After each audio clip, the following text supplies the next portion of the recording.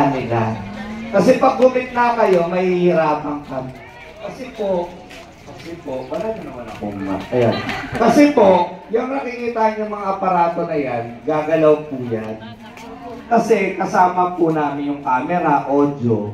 So pag humarang po kayo, magkakaproblema po tayo.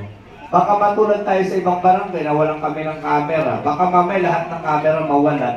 Paano yung susugurin? Wala na siyang makukuha kasi hindi na kami maka-air. So, para lang po lahat po ay mapuntahan, maayos at malinaw, huwag harangan ang kalsada. Okay lang po ba yun?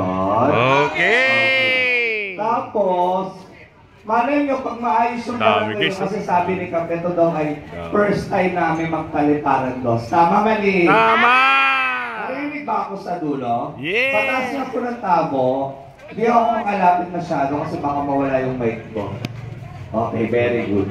So pag maayos po ang barangay nyo, maling after 6 months, sa susunod na taon, pwede kami pumaling-maling sa dulo naman, o kaya sa ibang street, or sa ibang puro. Basta po maayos, may disiplina po ang Maliparan Dos, pwede po nating balikan ang barangay nyo. Okay lang po ba yun sa inyo? Yeah! Okay. Tapos, ang suot po natin pala, kasi di namin talaga alam ang nabubunot, minsan po may mga brand. Iwasan na po natin. For example, ang sponsor natin today is Palmolive. Baka mamaya yung kalabang brand nakalagay sa t-shirt nyo. Huwag na maglagay ng sinabi pa ni Mother.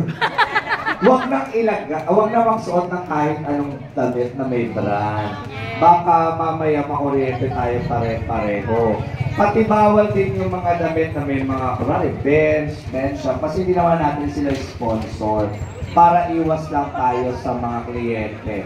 Then pangalawa, wala rin pong damit ng politiko, parties, etc. Kasi next year is election. Umiiwas po kami sa mga ganyan. Baka akalain